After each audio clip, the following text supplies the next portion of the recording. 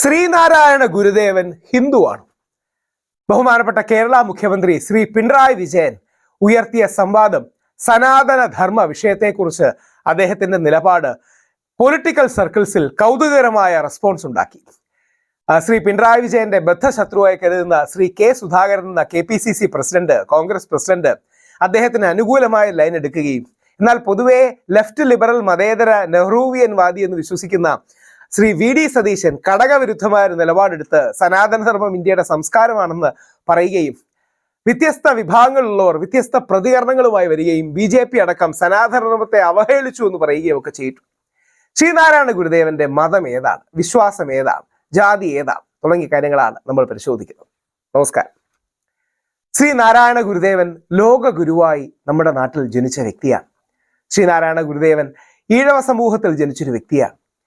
ഹിന്ദു വിശ്വാസധാരകൾ പിന്തുടരുന്ന ഒരു വ്യക്തിയാണ്. അതിനോടൊപ്പം അദ്ദേഹം മതസൗഹാർദ്ദവാദിയും എല്ലാ മതങ്ങളെയും ചേർത്ത് പിടിച്ച വ്യക്തിയാണ്. അദ്ദേഹത്തിന്റെ ആലുവയിലെ മതമഹാസമ്മേളനത്തിൽ എല്ലാ മതങ്ങളെയും ഒരുമിച്ച് കൊണ്ടുവന്ന സമ്മേളനത്തിന്റെ 100ാം വർഷമാണ് ആദരണീയനായ സർവാദരണീയനായ ലോകാദരണീയനായ പോപ്പ് ഫ്രാൻസിസ് വത്തിക്കാനിൽ വെച്ച് സംഘടിപ്പിക്കുകയും അതിലെ ഭാഗമാകുകയും ഒക്കെ ചെയ്തു. ശ്രീനാരായണ ഗുരുദേവൻ അദ്വൈത ദർശനത്തെ പദ്ധതിയോട് കൂടുതൽ അടുത്തു നിന്ന ഒരു വ്യക്തിയായിരുന്നു. 44 ഹിന്ദു ക്ഷേത്രങ്ങൾ അദ്ദേഹം പ്രതിഷ്ഠിച്ചു.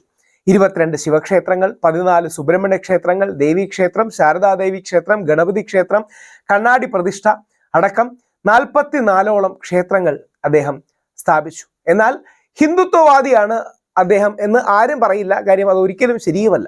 അദ്ദേഹം മതസൗഹാർദ്ദവാദിയായ മുത്തു നബി എന്ന് വിളിച്ചിരുന്ന യേശുക്രിസ്തുവിനെ വളരെ ആഴത്തിൽ ബഹുമാനിച്ചിരുന്ന എല്ലാ വിഭാഗങ്ങളെയും ചേർത്ത് പിടിച്ചിരുന്ന വ്യക്തിയായിരുന്നു. അവിടെയാണ് ഈ ഹിന്ദു എന്ന വാക്ക് നമ്മൾ ആർക്കാണ് ചാർത്തി കൊടുക്കുന്നത് എന്നുള്ളതാണ് ചോദ്യം. സനാതന ധർമ്മം എന്ന് ഹിന്ദു മതത്തിനെയോ ഹിന്ദു വിശ്വാസത്തിനെയോ മറ്റൊരു പേരാണ്. അപ്പൊ പലപ്പോഴും ഈ ധർമ്മം എന്ന വാക്ക് ഈ തീവ്ര ഹിന്ദുത്വവാദികൾ ഒരു സ്പെഷ്യാലിറ്റി കിട്ടാൻ ഉപയോഗിക്കുന്നതാണ്. അതായത് ഞങ്ങൾ ധർമ്മം, ബാക്കി ക്രിസ്ത്യാനികൾ മതം, മുസ്ലിങ്ങൾ മതം, പക്ഷെ ഹിന്ദുക്കളെന്തോ ധർമ്മമാണ് എന്നുള്ളൊരു സ്പെഷ്യാലിറ്റി കിട്ടാൻ ഉദ്ദേശിക്കുന്നതാണ്. ശ്രീനാരായണ ഗുരുദേവനോ ഇന്ത്യൻ ഋഷി പാരമ്പര്യത്തിൽ വരുന്ന ആരോ അങ്ങനെ ഉദ്ദേശിച്ചല്ല അത് ചെയ്തത്. അതായത് ഒരു മതം എന്നതിന് അപ്പുറം ഒരു ജീവിതധാരയാണ്, ഒരു വേ ഓഫ് ലൈഫാണ് എന്നൊക്കെ സൂചിപ്പിക്കാനാണ് ധർമ്മം എന്ന വാക്ക് ഉദ്ദേശിക്കുന്നത്. അപ്പൊ യഥാർത്ഥത്തിൽ ആ പവിത്രമായ പാരമ്പര്യത്തിൽ ശ്രീനാരായണ ഗുരുദേവൻ മതം ഏതായാലും മനുഷ്യൻ നന്നായാൽ മതി നമ്മളെ പഠിപ്പിച്ചു. എല്ലാ മതങ്ങളും ഒരുമിച്ച് പോകണമെന്ന് പഠിപ്പിച്ചു. അദ്ദേഹത്തിന്റെ ദർശന പദ്ധതി, അദ്ദേഹത്തിന്റെ വിശ്വാസധാര ഇതെല്ലാം ഹൈന്ദവം എന്ന് പൊതുവെ വിളിക്കപ്പെടുന്ന ഒരു ജീവിതധാരയോട് ചേർന്ന് നിൽക്കുന്നതായിരുന്നു. ഇപ്പോഴും നോക്കിയാൽ മതി, അവിടുത്തെ സന്യാസി പരമ്പരകൾ ആദരണീയരായ സച്ചിദാനന്ദ സ്വാമികളടക്കം കാവ്യ വസ്ത്രങ്ങളാണ് യൂസ് ചെയ്യുന്നത്. അപ്പോൾ ഈ കാവ്യ എന്ന് പറയുന്നത് ഏതെങ്കിലും ഒരു രാഷ്ട്രീയ പാർട്ടിയുടെ കുത്തകയല്ല. കാവ്യ എന്ന് പറയുന്നത് ഈ തീവ്ര ബ്രാഹ്മണിക്കൽ വാദമല്ല. കാവ്യ എന്ന് പറയുന്നത് തീവ്ര ഹിന്ദുത്വവാദമല്ല. കാവ്യ എന്ന് പറഞ്ഞാൽ വിവേകാനന്ദ സ്വാമികളുടെ കാവ്യാണ്. അല്ലെങ്കിൽ ഒരുപാട് അത്തരം മഹാരഥന്മാർ യൂസ് ചെയ്തൊരു ഡ്രസ്സാണ്. അതിനെ മിസ്യൂസ് ചെയ്യുന്നവരുണ്ട്, ഇല്ലെന്നാരും പറയുന്നില്ല. അതിനെ ദോഷകരമായി മിസ്യൂസ് ചെയ്യുന്നവരുണ്ട്. എല്ലാ മതങ്ങളെയും മിസ്യൂസ് ചെയ്യുന്ന ആൾക്കാരുള്ളത് പോലെ. ആ അർത്ഥത്തിൽ ശ്രീനാരായണ ഗുരുദേവൻ ലോക ഗുരുവായി നമ്മുടെ നാട്ടിൽ പറഞ്ഞ വ്യക്തിയാണ്. ശ്രീനാരായണ ഗുരുദേവനെ കുറിച്ച് മഹാത്മാഗാന്ധി ശ്രീനാരായണ ഗുരുദേവ തൃപ്പാദങ്ങൾ എന്നാണ് അഡ്രസ് ചെയ്യുന്നത്.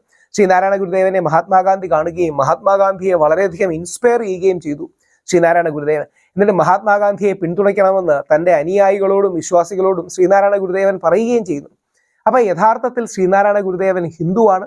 ഹിന്ദുത്വവാദികൾക്കെതിരെ ഏറ്റവും വലിയ ബിംബങ്ങളിൽ ഒന്നാണ്, അല്ലെങ്കിൽ തീവ്ര ഹിന്ദുത്വവാദികൾക്കെതിരെയുള്ള ഏറ്റവും വലിയ ബിംബമാണ് മതസൗഹാർദ്ദവാദിയായ വിശ്വമാനവികനായ ശ്രീനാരായണ ഗുരുദേവൻ. ഈ ഹിന്ദു എന്ന വാക്ക് ഏതെങ്കിലും ഗോഡ്സേവാദികൾക്ക് മാത്രം അടച്ചു കൊടുക്കാനുള്ളൊരു വാക്കല്ല.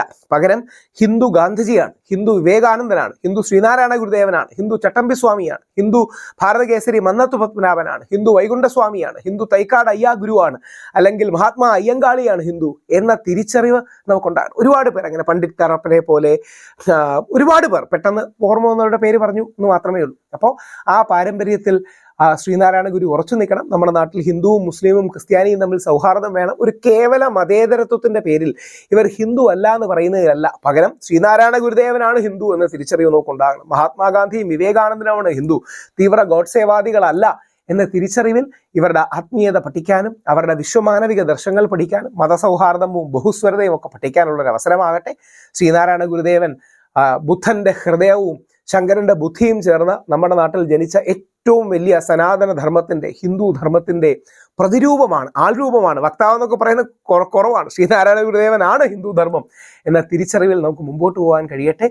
നമ്മുടെ ഇടയിൽ ജനിച്ച വിശ്വഗുരുവായി വന്ന അത്തരം ആൾക്കാരെ തിരിച്ചറിയാൻ നമുക്കാകട്ടെ. ശ്രീനാരായണ ഗുരുദേവനും ചട്ടമ്പിസ്വാമിയും എല്ലാ വിഭാഗങ്ങളും ഇന്ന് നമ്മൾ പലപ്പോഴും ഈ കള്ളികളായി മാത്രം നിർത്തുകയാണ്. അതായത് ഈഴവ വോട്ടിന് വേണ്ടി ശ്രീനാരായണ ഗുരുദേവനെ പറയുന്നു, നായർ വോട്ടിന് വേണ്ടി ചട്ടമ്പിസ്വാമിയെ പറയുന്നു, നാടാർ വോട്ടിന് വേണ്ടി വൈകുണ്ഠസ്വാമിയെ പറയുന്നു, അങ്ങനെ അല്ലെങ്കിൽ പുലയ വോട്ടിന് വേണ്ടി മഹാത്മാ അയ്യങ്കാളിയെ പറയും. അങ്ങനെയല്ല, ഇവരെല്ലാം അവരുടെ ജീവിതം കൊണ്ട് അവർ പ്രവർത്തിച്ച സമുദായങ്ങളിൽ നിന്നുകൊണ്ട് അവരുടെ സമുദായത്തെയും സമൂഹത്തെയും ഒക്കെ ഉയർത്തിയാണ്. ഇതേപോലെ തന്നെ ക്രിസ്ത്യൻ സമൂഹത്തിൽ നിന്നും ആദരണീയരായ തങ്ങൾമാരുടെ വലിയൊരു ലെഗസി ആണെങ്കിലും അല്ലെങ്കിൽ ചാവര പിതാവിനെ പോലുള്ള ആൾക്കാരാണെങ്കിലും ഇവരെല്ലാം നമ്മുടെ നാടിന്റെ പൈതൃകമാണ് എന്ന തിരിച്ചറിവ് നമുക്കുണ്ടാകട്ടെ.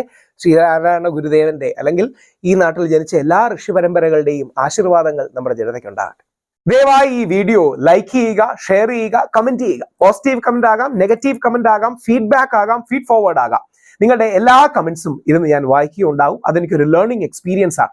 നിങ്ങൾ അങ്ങനെ തരുന്ന പ്രോത്സാഹനവും ഉത്തേജനവും കൂടുതൽ സമയം വീഡിയോ ക്രിയേഷനും ലോകത്ത് ഇൻഫർമേഷനും പബ്ലിക് പോളിസിയെ കുറിച്ചുള്ള കാര്യങ്ങൾ പകരാനും റേഡിയേറ്റ് ചെയ്യാനും എനിക്ക് ഉത്തേജനം നൽകും. എല്ലാവിധ പ്രാർത്ഥനകളും നിങ്ങളുടെ ഭാഗത്തുനിന്നുണ്ടാകണം. Please like, comment, share, subscribe.